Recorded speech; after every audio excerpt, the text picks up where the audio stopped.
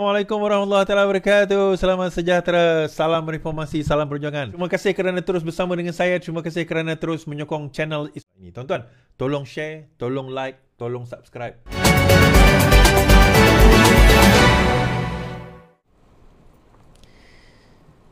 Polis rakam keterangan Cikgu Bat Muhammad Zahid Mat Arif. Polis mengesahkan pihaknya merakam keterangan Cikgu Bat atau lebih dikenali Cikgu Bat dan bekas Setiausaha Politik Tun Mahathir Muhammad Zahid Mat Arif di Ibu Pejabat Polis Bukit Aman. Pengarah Jabatan Siasatan Muhammad Zahid siasatan kedua individu berkenaan telah dijalankan di bawah 112 Tata Jana Kenaya. Kedua-dua individu ini dirakam keterangan berhubung kenyataan yang mempersoalkan isu pemberian kereta oleh Yang di-Pertuan Agong kepada Perdana Menteri Datuk Seri Anwar Ibrahim yang telah dibawa naik di media sosial. Sesi percakapan itu berkenan dijalankan 11 pagi oleh unit siasatan terkelas.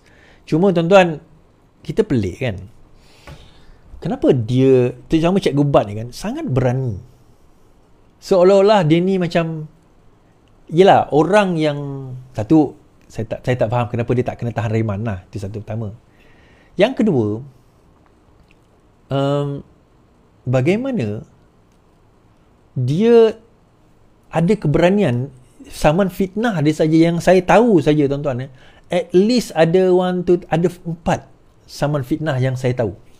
Yang saya tak tahu tak ada lagi lah. Yang saya tahu saman fitnah at least ada 4. Yang jenayah at least kalau masuk ini mungkin 3-4. So kenapa dia ada keberanian itu? Keberanian ini dia ada sebab tugas dia adalah tabur fitnah. Tugas dia adalah tabur fitnah, tugas dia cipta persepsi, tugas dia adalah create that unrestness. Kena create ketidakstabilan itu. Now, that's not the point. Semua orang berani buat macam tu, tetapi disebabkan ada undang tak ramai yang berani buat. Tapi kenapa dia berani buat? Sebab itu saya rasa, ini sangkaan saya sajalah. Saya tak berani nak tuduh. Sangkaan saya. Bahawa if anything happen to him, dia akan dapat sesuatu yang besar sebenarnya. If anything happen to him, masuk penjara ke, be it dia kena bayar saman ke, all covered. Semua itu covered. Ada orang yang cover dia. Ingat tak tuan-tuan, Papa Gomo pernah kalah saman dengan Anwar Ibrahim 900,000. Ada orang bayarkan 900,000 tu. Dia berani fitnah sebab dia tahu ada orang sanggup bayarkan. Yang penting fitnah dulu. Benda ni yang kita tak berani nak buat tuan-tuan. Sebab kita tak ada orang backup. Saya bayar lawyer pun, yalah tuan-tuan punya derma hari tu membantulah kan. Tapi lain daripada itu tak ada. Kalau saya masuk dalam nanti, that's it lah. Tak ada apa lah. Tak ada siapa yang akan backup kita. Takkan ada orang yang nak bantu keluarga kita. Tak ada. But tak apalah. That's not the point. Tapi bagi saya, even kalau dia masuk ke dalam sekalipun, saya percaya akan ada orang, bukan setakat orang akan bantu keluarga dia, bukan ada dana bantu keluarga dia, malah kalau dia keluar nanti akan ada dana menunggu dia dengan jumlah yang banyak. Sebab itu dia tak takut. I believe that's what happened. Sebab itu dia tak pernah takut. Berapa juta nak bayar? Mungkin backup dia puluhan juta. Mungkin dia dapat puluhan juta kalau dia berjaya, katalah dia masuk lock up, dia keluar. Puluhan juta mungkin menunggu dia. And that's why dia tak takut pun. Sebar fitnah. Modus operandi mudah. Yang penting kita tembak je dulu. Tembak. 10 kita tembak, 9 kita kena saman, akan ada backup. Dekat parlimen, geng-geng ni, dia menembak, dia tak risau sebab dalam parlimen tak boleh kena saman. Sebab itu dia tak berani ulang benda tu kat luar. Hari ini, kenyataan daripada seorang MP Hulu Terengganu juga, saya pun menyatakan, Perdana Menteri rasuah, disuruh tarik balik, dia tarik balik. Tapi dia sebut rasuah tu dah keluar dalam handset, dah keluar dalam live. Rakyat dah dengar Perdana Menteri rasuah. Sebut tu dulu, main sentimen tu. Lepas tu minta maaf. Lepas tu tarik balik. Of course MP tak berani ulang di luar sebab nanti reputasi dia dan juga dia akan hilang kerusi. Tapi Cikgu Bat dia tak ada apa yang dia rugi. Malah dia akan gain, dia akan ada untungnya kat situ.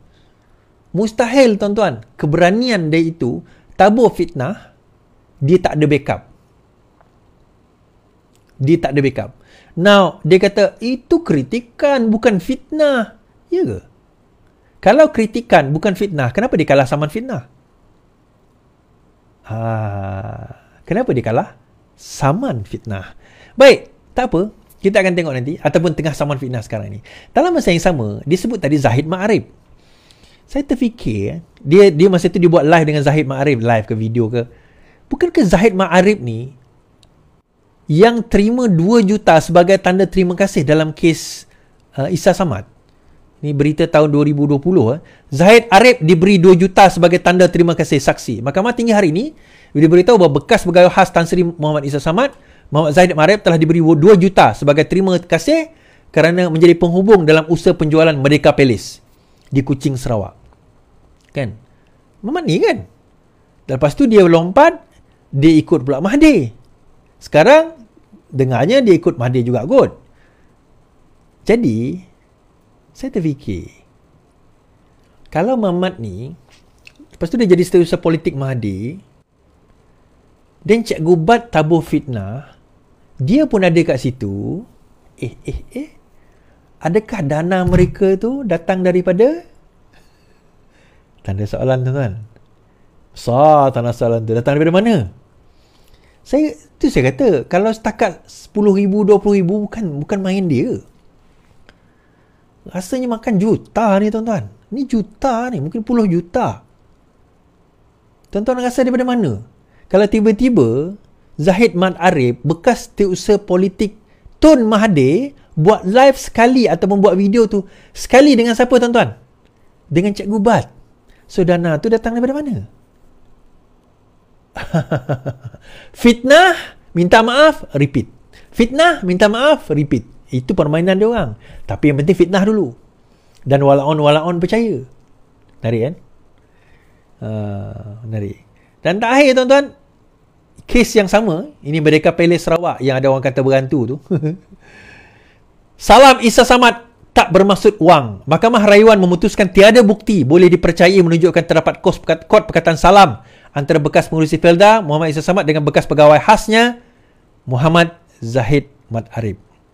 Semasa berbicara Mahkamah Tinggi, Muhammad Zahid yang merupakan saksi ke-21 memberitahu hakim bahawa perkataan digunakan salam daripada Muhammad Isa merupakan permintaan untuk dana. Bagaimanapun, hari ini panel 3 hakim yang diputuskan Datuk Wazir Alam Maidin Merah yang membebaskan Muhammad Isa daripada ke-9 pertuduhan rasuah berkata tiada bukti boleh dipercayai menunjukkan terdapat kefahaman antara perayu dan Muhammad Zahid untuk menggunakan kod perkataan itu. Semasa pemeriksaan balas, Muhammad Zahid memberi bukti bercanggah. Muhammad Zahid menyatakan perayu memberi salam sebelum step standarisasi. Muhammad Zahid kemudian bersetuju perayu tidak memberi salam sebagai isyarat sebelum step standarisasi. Beliau kemudian menyatakan walaupun menyampaikan salam adalah satu corak, ia tidak dimasukkan dalam kenyataan saksi. So, on technicality, pembuktian saksi utama Zahid itulah, kan? Zahid Ma'arif tadi tu, bahawa dia yang, saya tak tahu kalau ini Zahid yang sama, minta maaf lah kalau ini Zahid yang lain kan. Bahawa pembuktian tak boleh nak dibuktikan. Sebab number one, tak ada berlaku transaksi. Dia tak dapat buktikan berlaku transaksi. Hanya berdasarkan kata Ma'arif tadi, salam. Itu saja. Sebab itu tuan-tuan, bagi saya sekarang ini is important, terutama badan-badan penyiasat ni, kalau dalam membuat siasatan, jangan terburu-buru untuk nak mendakwa. Saya kagum dengan polis yang mengambil keterangan saya tempoh hari lah. Dia punya siasatan ni sangat teliti.